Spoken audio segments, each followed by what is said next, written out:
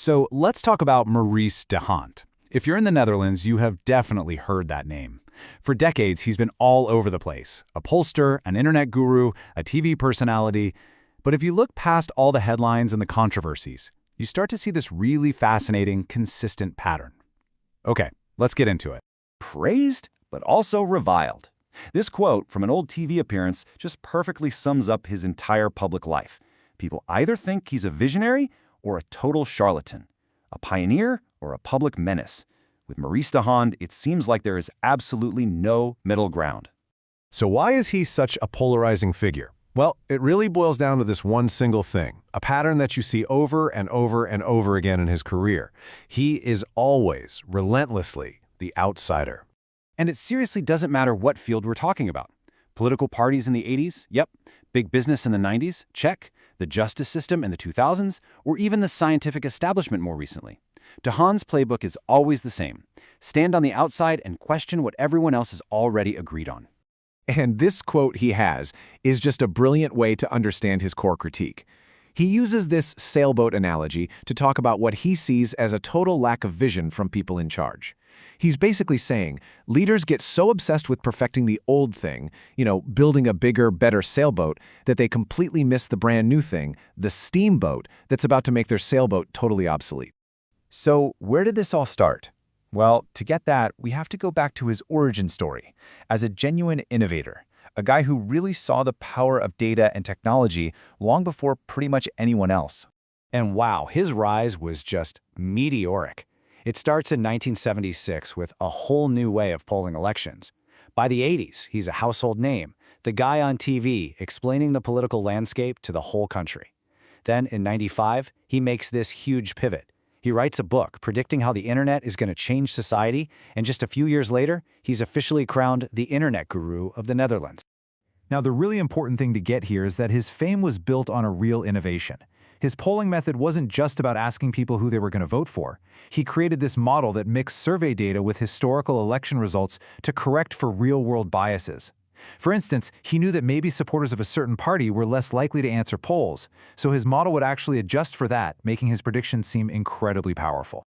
But as the internet guru, you could say he flew a little too close to the sun.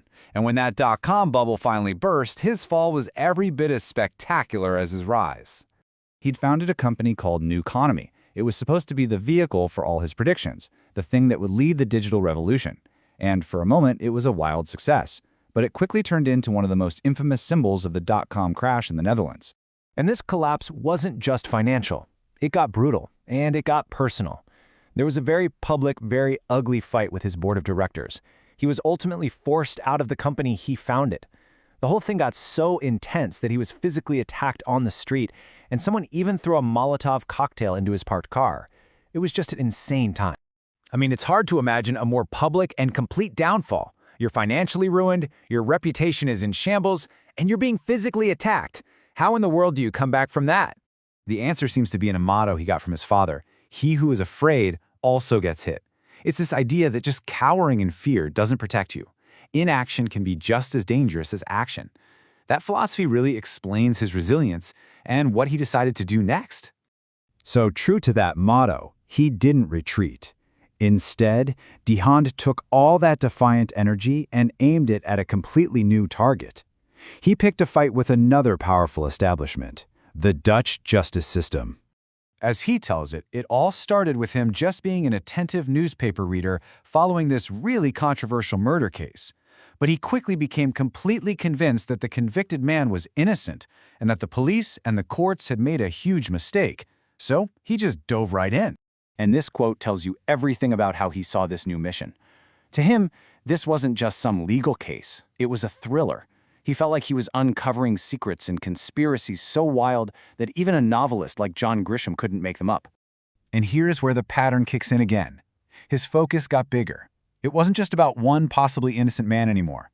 For him, it was about proving the entire system was flawed and was refusing to admit its own mistakes. He called himself a terrier who had his teeth clamped on the pant leg of the justice system, and he just would not let go. And that brings us to the most recent, and you could argue the most controversial chapter of his story, where that same pattern just repeats itself. The data-driven outsider taking on the scientific establishment during a global crisis. So, as the COVID-19 pandemic starts to spread around the world, de Hond finds his next big fight. He starts digging into the data on how the virus is spreading, and he pretty quickly comes to a conclusion that puts him in direct opposition to the official guidance from the national health authorities. The whole debate really boiled down to one core disagreement. The official view at the time was that the virus spread through big droplets from coughs and sneezes, which fall to the ground pretty quickly. But de Hond was looking at the numbers and saying, nope, that's not the whole picture.